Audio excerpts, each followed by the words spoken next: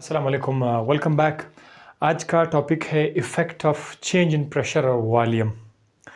एक chemical reaction का जो Kc है पहले से इक्विलिब्रियम कांस्टेंट है, Kc की वैल्यू है। अगर हम उस रिएक्शन को, रिवर्सिबल रिएक्शन है, अगर हम उसके प्रेशर को चेंज करें या वॉल्यूम को चेंज करें तो क्या होगा? What will happen? Reaction forward जाएगा या रिवर्स आएगा? क्या होगा? प्रेशर वॉल्यूम को हम एक साथ लिखते हैं। जो बातें हम वॉल्यूम के साथ पढ़ेंगे वो प्रेशर के साथ अपोजिट होगा। अगर किसी रिएक्शन में वॉल्यूम को बढ़ाने से रिएक्शन फॉरवर्ड हो रहा है तो प्रेशर को बढ़ाने से वो क्या होगा? वो रिवर्स जा रहा होगा। इतना सा आपने देखना है, ठीक है। अगर हम एक चीज़ को कंसिडर करें, फोकस करें, दूसरा खुद ब खुद उसमें आ जाएगा। वजह क्या है कि प्रेशर और वॉल्यूम का ताल्लुक इनवर्स है। वॉल्यूम बढ़ता है तो प्रेशर कम होगा, प्रेशर कम होता है तो वॉल्यूम ज़्यादा होगा। इसीलिए मैं आपको वॉल्यूम से इसका एग्जांपल बताऊँ। अच्छा, ये ली-चैटलियर प्रिंसिपल अभी भी जारी है। ली-चैटलियर प्रिंसिपल में आपने देखा था कि अमाउंट ऑफ कंसंट्रेशन को चेंज करने से क्या होता है, वो लोगों ने पढ़ लिया था। आज हम प्रेशर और वॉल्यूम चेंज करते हैं। प्रेशर वॉल्यूम का असर किसी केमिकल रिएक्शन पर तभी होगा जब दो शराइत पूरी हों। नंबर वन, गैस, आपके पास रिएक्शन वो गैशियस फॉर्म में हो, ठीक है, लिक्विड नहीं हो, सॉलिड नहीं हो। और दूसरा कंडीशन ये है कि number of moles reactant side का और प्रोडक्ट साइड का डिफरेंट होने चाहिए। मिसाल के तौर पर ये आपका रिएक्टेंट साइड है ए और बी, ये आपका प्रोडक्ट साइड है और ये आपका रिएक्टेंट साइड है। ये अगर 2 मोल है तो ये 2 मोल नहीं होने चाहिए, ये 3 होने चाहिए, या फिर ये 1 मोल होना चाहिए। मतलब सेम नहीं होनी चाहिए। ऐसा नहीं हो, गैस है, ये भी 2 मोल है, ये भी 2 मोल है, होमोमोलर है, तो फिर ये बातें इसके साथ डिस्कस ही नहीं होती। इस तरह के रिएक्शन में इसको बोलना कि वॉल्यूम्स चेंज करने से वो फॉरवर्ड जाएगा, रिवर्स जाएगा, कोई फ़ायदा ही नहीं है। तो ये 2 शराइत होनी चाहिए। फिर क्या होगा? अब जैसे हमारे पास एक एग्जांपल है। एक बात आप ये याद रखिएगा, ये चीज़ मैं आपको अभी बताने जा रहा हूँ कि मोर मोल्स, मोल ज़्यादा मोल्स का मतलब है ज़्यादा वॉल्यूम। अपने गदरोजना में भी ये पढ़ा था हम लोगों ने कि अगर प्रेशर, टेम्परेचर अगर ये कांस्टेंट है, at constant pressure and temperature, आपका वॉल्यूम डायरेक्टली प्रोपोर्शनल है to the number of moles का। नंबर ऑफ मोल का वॉल्यूम के साथ बड़ा अच्छा खासा ताल्लुक है। ये बात भी आपके जहन में है। अब ये एक रिएक्शन है। ये रिएक्शन, सपोज ये शुरू में जब रिएक्टेंट को आप आपस में मिला रहे थे उस वक्त रिएक्टेंट का कुछ वॉल्यूम था, ठीक है, वो तो था। जब ये रिएक्शन हो गया, ये रिएक्शन इक्विलिब्रियम पे पहुंच गया, अब पूरा रिएक्शन का इक्विलिब्रियम मिक्सचर आपके पास है, तो अब उस पूरे रिएक्शन का अपना एक वॉल्यूम होगा। ये जो अब वॉल्यूम हम इक्विलिब्रियम पोजीशन पर, इक्विलिब्रियम कांस्टेंट के लेवल पर जो वॉल्यूम हम देखते हैं वो पूरे रिएक्शन का वॉल्यूम है।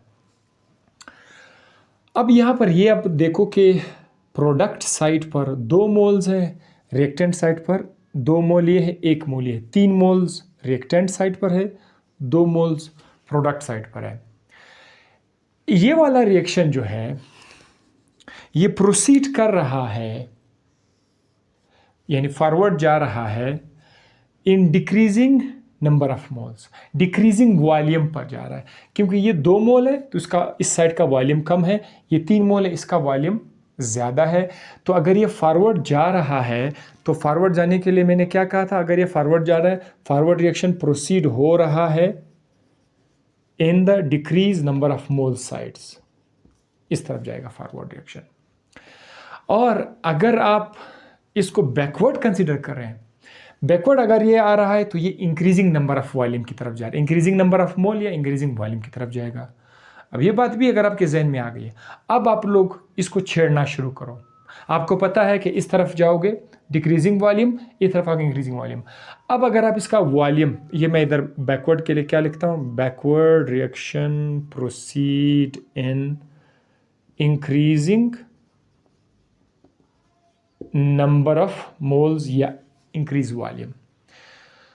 Eight equilibrium volume is decrease. चलो अब हम काम करते हैं, इसका वॉल्यूम अगर हम कम करते हैं, इस साइड अगर आप वॉल्यूम इसका कम करते हैं, वॉल्यूम आपने डिक्रीज कर दिया, तो ये रिएक्शन उसी साइड की तरफ जाएगा जहाँ पर वॉल्यूम कम हो रहा है।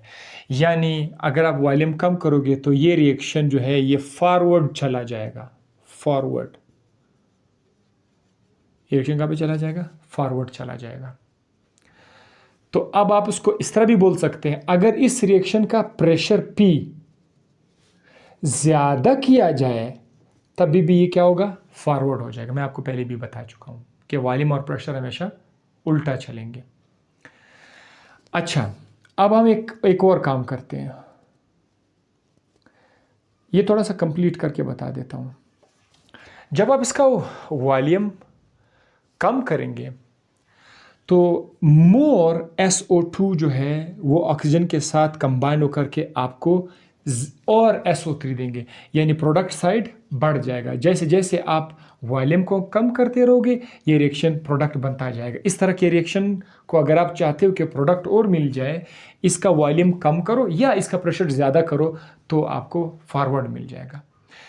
लेकिन अब अगर आप इसका वॉल्यूम ज़्यादा करोगे, इस रिएक्शन का अगर आप वॉल्यूम ज़्यादा करोगे तो वॉल्यूम का ज़्यादा साइड किस तरफ है? इस तरफ वॉल्यूम का ज़्यादा साइड है। वॉल्यूम ज़्यादा करने से या प्रेशर कम करने से ये रिएक्शन अब बैकवर्ड डायरेक्शन में आएगा, क्योंकि अब आप वॉल्यूम ज़्यादा कर रहे हैं तो वॉल्यूम ज़्यादा साइड तो बैकवर्ड पर है, तो अब आपका रिएक्शन SO3 वापस टूटना शुरू हो जाएगा ऑक्सीजन और SO2 में। इस तरह आपका प्रोडक्ट कम होना शुरू हो जाएगा। तो ये तो हो गया एक ऐसा रिएक्शन जिसका प्रोडक्ट साइड पे नंबर ऑफ मोल्स कम है, रिएक्टेंट साइड पर नंबर ऑफ मोल्स ज़्यादा है। ये तो ये हो गया। एक और रिएक्शन है PCl5।